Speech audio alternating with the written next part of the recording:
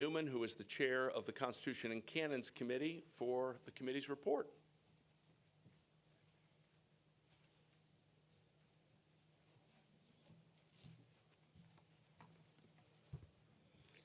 I believe we have some slides, and there they are on the screen. Excellent.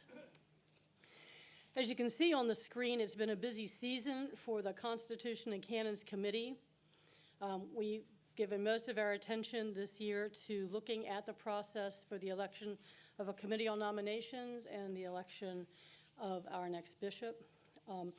In doing so, the most important thing we've learned from talking with other dioceses is that having a clear set of direction for that process was far superior from having too little direction, which meant that there was a lot of time spent building an airplane in flight. The constitutional change referenced let me start again. The constitutional change referenced is the one regarding how a quorum amongst clergy is determined at Synod. It'll help me if I remember I have fronts and backs to pages. So far, we'll start that again too. So our focus became the question that you see on the screen. And there is a proposed amendment to the canons coming out of our research and out of our discussion, which lasted from a period from April until September. There's a constitutional change that is referenced, and you have the sheet in your packet. It is on pink paper. And that change is in reference to how a quorum is determined amongst clergy at Synod, and it is a second vote on that. That measure was approved last year, and our Constitution demands it be affirmed again this year. So we'll get to that in a few moments. It's been a great group of folks to work with this year. We had great turnout at our meetings, lots of good camaraderie, and a lot of vigorous and intense discussion. So many thanks to those individuals. I'll just ask if you're here on that committee, please stand. I know that there's some folks here, if we could just recognize them. Yeah.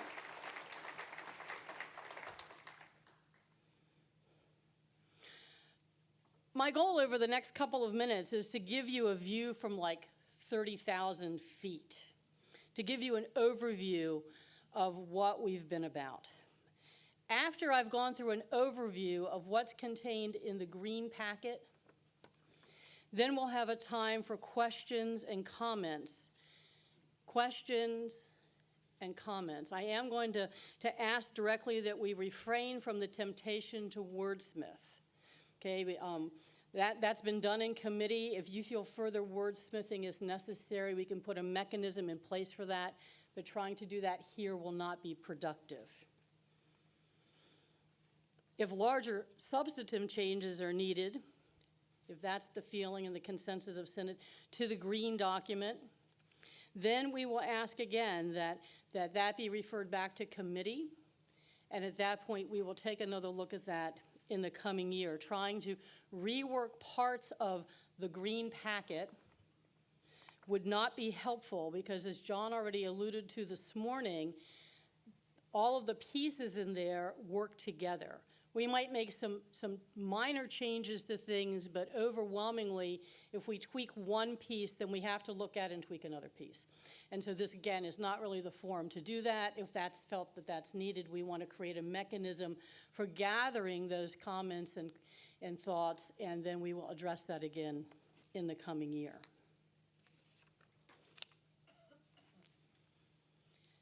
In looking at the proposed amendment, keep in mind that the DOMA canons allow for two committees, the executive committee and the standing committee, and each is given certain authority and certain responsibility. In DOMA, our standing committee also functions as the executive committee, which is permissible by canon. So while the canon, the green packet, speaks of the executive committee, in many instances, don't be confused and think, wait, we don't have one. In fact, we do have one. It's also known as the standing committee. Let's turn to that green document and just take a look at what's here. My hope is that you read before you came and came prepared to engage with the material that's here.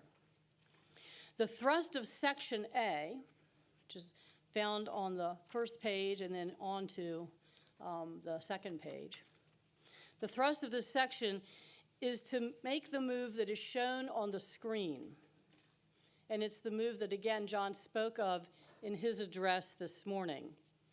Having the committee elected by the standing committee will enable a nominating committee that's more representative of the diocese, and it will permit an election at the time a committee is needed, and it will not require that year after year we're electing a committee at Synod or ignoring that mandate, right, which is what we've been doing.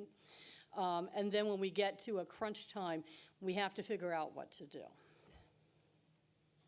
There's a fuller explanation of the thinking of the Constitution and Canons Committee if you look at the section entitled Rationale.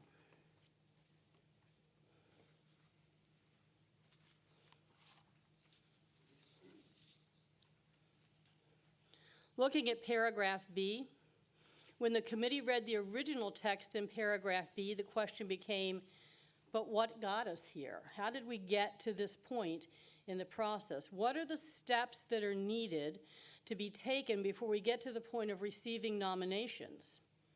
The proposed amendment, Section B, offers a process that gets us to that point.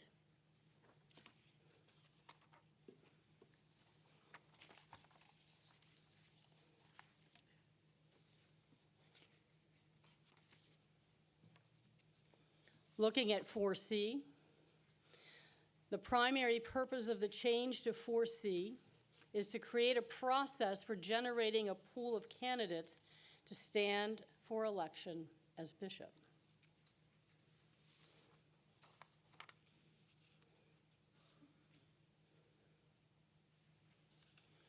In 4D, again, we are creating a process for receiving additional names by petition after the slate of nominees has been announced, while enabling due diligence to be done. The thinking was that it's better to have that mechanism for petition happen after the candidates that have gone through the process with the nominations committee has been announced. That way people won't be running around collecting petitions to nominate somebody that's already on the list of people that have been nominated. In Section 4E, we're looking at material that comes directly from the DOMA Constitution, Article 6, Section 4, which deals with the election of a bishop. The committee feels that it's worth inserting this again into this section, into this place in the canon, so that we have the entire process laid out in one place. This will enable a committee to pick up a document and look in one place to see all of the ins and outs of what they're called to do and what they're about to do. And then Section 4F, a committee of this sort is going to generate volumes and volumes of paper, hopefully not quite as much as is on the screen, but enough that there needs to be some systematic way of keeping track of things and some clear direction on what gets shared and how, and what is kept confidential and why.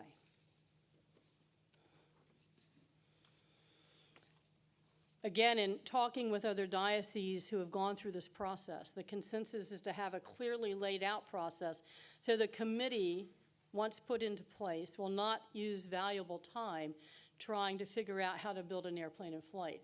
The work they will be called to do is important and heady and weighty enough without adding additional things to them that they'll need to try to figure out on the fly.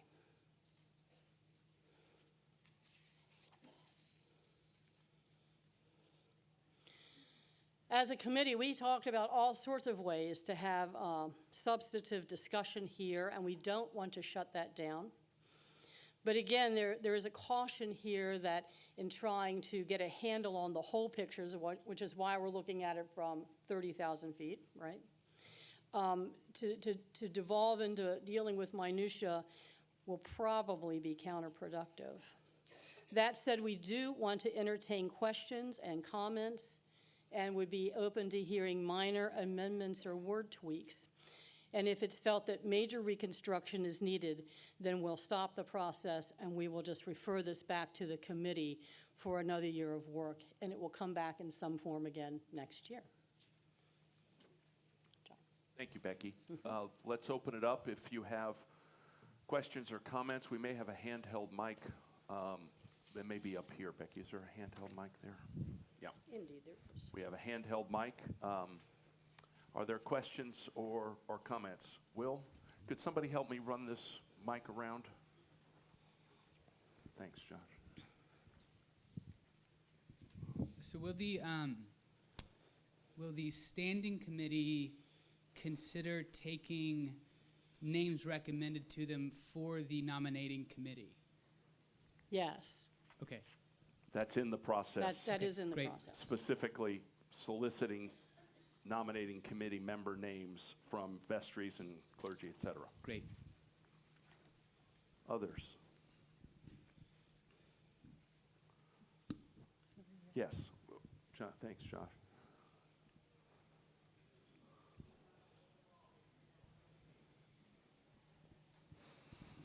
I just wanted to point out in section F, HIPAA is HIPAA, Health Insurance Portability and Accountability Act. Thank you for catching our typo. You're welcome. An important one. Yep. Yeah, it is. Over here for Mark.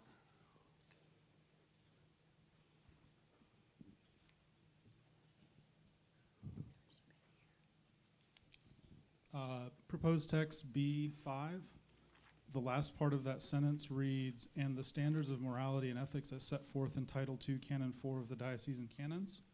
That change is also in the vestry document, I might add. Why is that requirement there when that is not required of the bishop?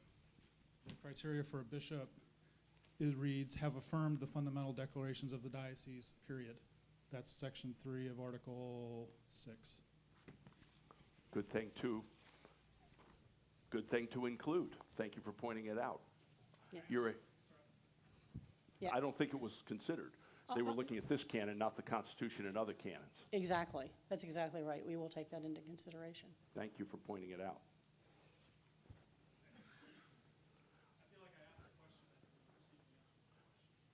Becki?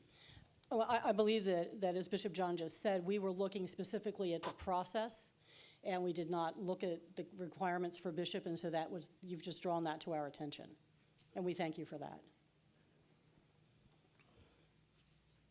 So I'd like to propose an amendment to B5 to strike that part that I read because it exceeds the requirements we place on bishops in this diocese.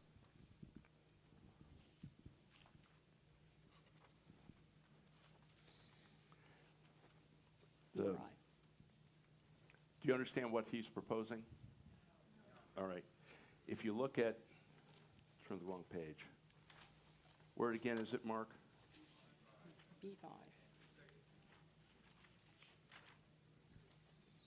Got it. B5. Thank you. Yeah, I got it right there. Thank you. Mark is suggesting that in B5, there be at the third line, well, I'll read it. In addition, each person who desires to become a member of the Committee on Nominations must submit a signed declaration that he or she affirms the fundamental declarations of the diocese as set forth in Article 1 of the Diocesan Constitution, period. What I heard Becki saying is that the committee would prefer to deal with the inconsistency by looking at making the requirement in the Constitution to match this proposal. Is that my understanding of your proposal? Yes, that is Okay. what you're hearing. So my suggestion is we deal with this proposed amendment right now. Is there further discussion of this proposed amendment? Yes. I think it would be fair to subject the bishops and vestries and committees to this additional requirement at the same time, as opposed to first the committees and vestries and then have the bishops later on. Okay. Other comments? Yes. It could be counterproductive if something goes wrong. He's not anymore. Much as I love it. It's a risk that we don't want to take right now, I don't think. So long as we have the pledge of the committee to deal with the second issue of the Constitution. Second issue, okay. You ready to vote? All in favor of the amendment, please say aye. Opposed? Let's have hands. All in favor of the amendment, please say, raise your right. All right, we're on.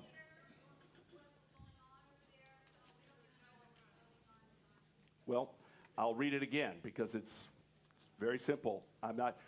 You may or may not understand what people have said in support of various things, but that's not the job of the committee to clarify what people have said on the floor. The question is simply to clarify what we're voting on. If you look on the third green page, which has the current and proposed text of section B, and if you look down under proposed text B, there's lowercase Roman numerals 1 through 5. The proposal is near the end of line 3 to put a period after Article 1 of the Diocesan Constitution, period, and delete the remainder of the sentence. And can we clarify the reason in case they missed that? No, I don't. Okay. We're voting on the amendment to delete, that sentence. clause. Right. Yes, that was Yes. raised by Mark. Ready? Are you ready to take the vote again? All in favor of deleting that is in favor of the amendment, please raise your hand. Keep your hands up so we can get a count.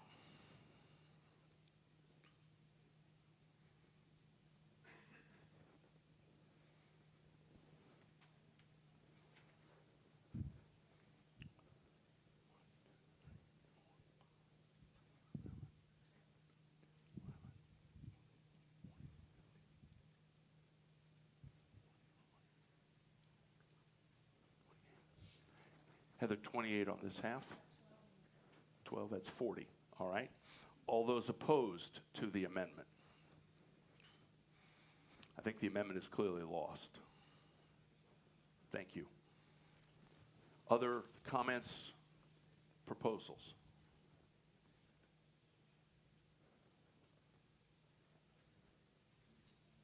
Are you ready to vote on the proposal as a unit? All right. It is before us, brought by the committee. All in favor say aye. Aye. Opposed? Noted. All right. Thank you.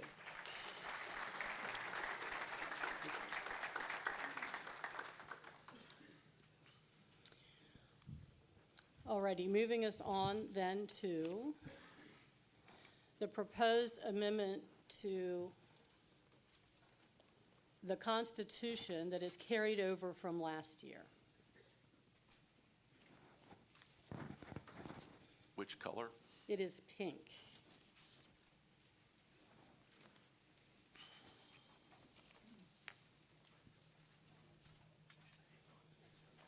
Again, this is an amendment that was proposed last year. The Constitution requires any change to the Constitution be approved at 2 consecutive meetings of the Synod.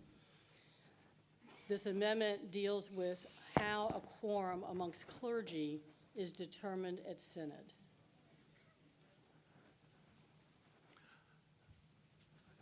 Is there questions or discussion? We cannot amend it. It's already been approved once. We either accept it or reject it. Comments, questions? Yes.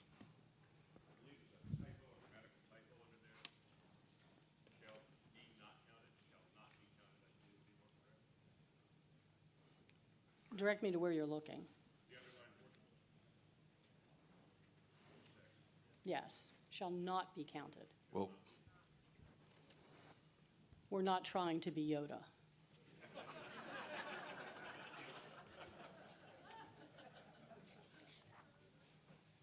thank you.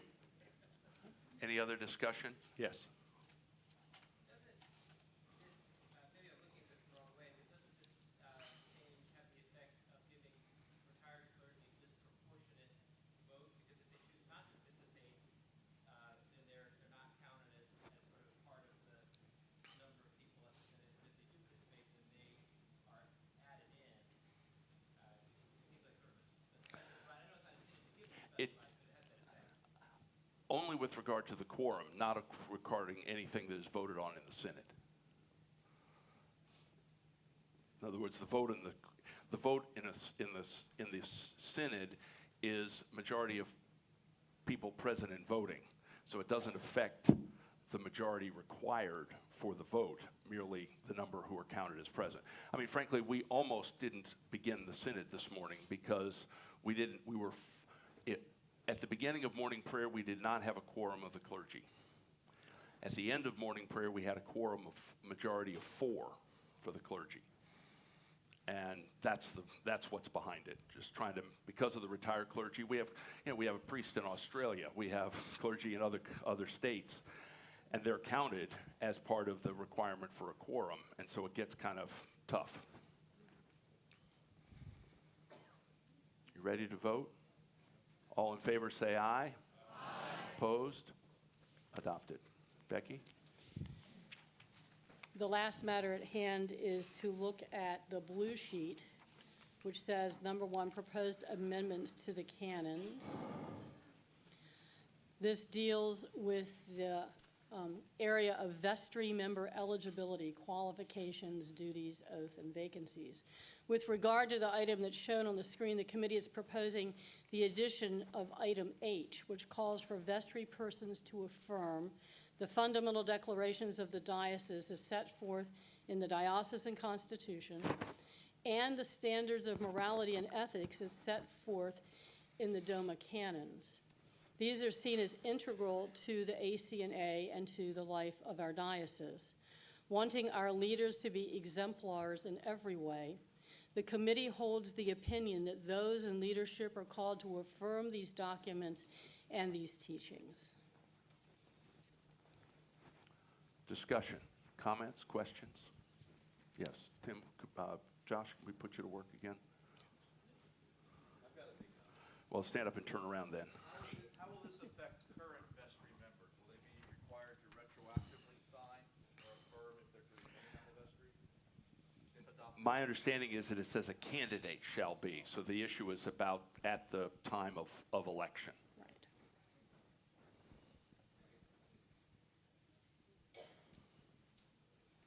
Further comments? Oh.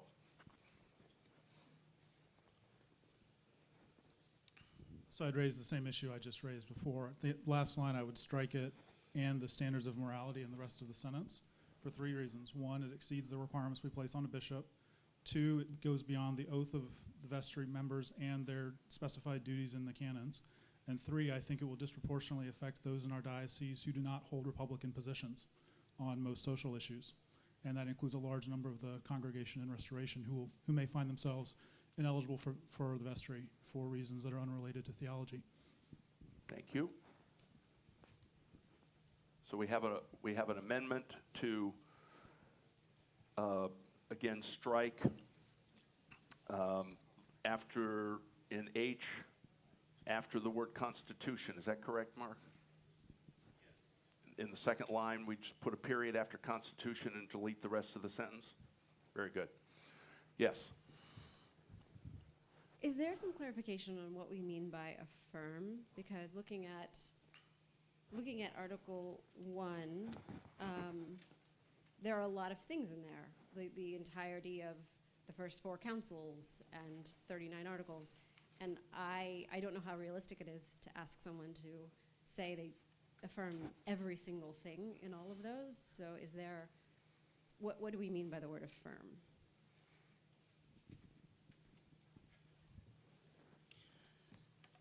At the risk of being simplistic, the definition of affirm is to be able to agree with the content thereof.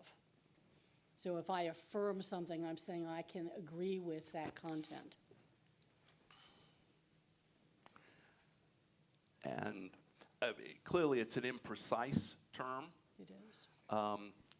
And it's obviously an individual's affirmation, not a corporate affirmation. And the individual can only affirm what the individual can do as an individual.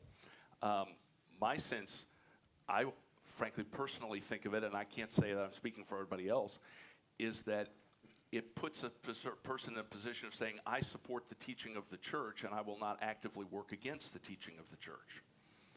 I may not even understand every aspect of the Nicene Creed, but I'm not going to argue that our church should violate the creed because I have affirmed that as the teaching of our church. And so I think it kind of puts us on record as saying, I support this as the teaching of our church, and in a leadership position will not work to undermine that. Might come in your way, Greg. Wait, would you wait for the mic? It's coming.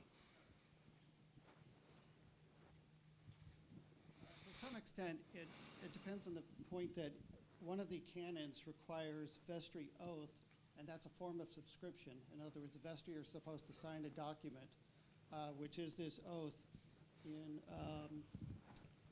this particular part. Hold the part of microphone to your canon. mouth, please. So, in Yeah, one sense, repeat what you said. They just didn't hear you. there's an oath in the canons that the vestry are supposed to sign. So to some extent, the question of affirmation is the ability to subscribe to the oath. The overwhelming content in the fundamental declaration is a question. We've talked about that in previous synods. There is an awful lot in there. There's a way to think about it that doesn't require a person to be a church history expert or a theological expert in doing that. But whether we like it or not, the fundamental declarations are what they are at the provincial and the diocesan level. And vestry members are required to subscribe to the fundamental declarations through this oath. So that puts a certain burden on parishes to educate the people in their parish, vestry at least, probably everybody who's adult, about what's in the fundamental declarations, as these are fundamental to the church. Thank you. Back in the back, Kathleen.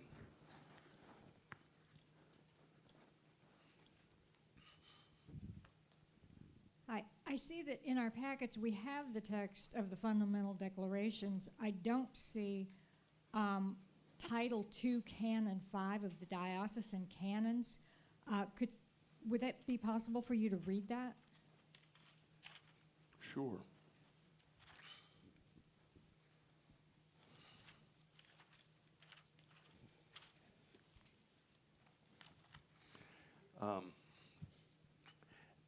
It's most of a page, so I'll give you the sections are Section 1, exemplary morality. Clergy and laity of the diocese are called to be exemplary in all spheres of morality. This is a condition of being appointed to or remaining in a position of an office of leadership. Section 2 is sanctity of marriage. Section 3 is sanctity of life. Section 4 is pastoral ministry, which is about showing Christ-like compassion to those who have fallen into sin. And Section 5 is protection of children with regard to our protection of children concerns.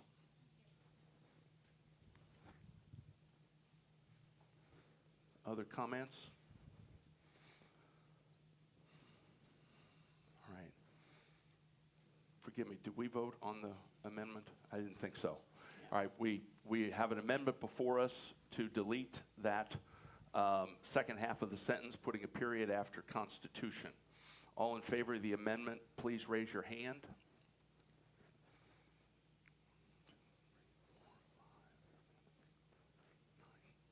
Okay, all opposed? The amendment fails. Okay. Are you ready to vote on the main motion? All in favor say aye. Aye. Opposed? No. Noted. Done. Thank you very much. Becki, are you finished? That is the end of our report. Thank you very much. A lot of hard work. Well done. Again, our thanks to the committee. There's obviously a lot of work has been done.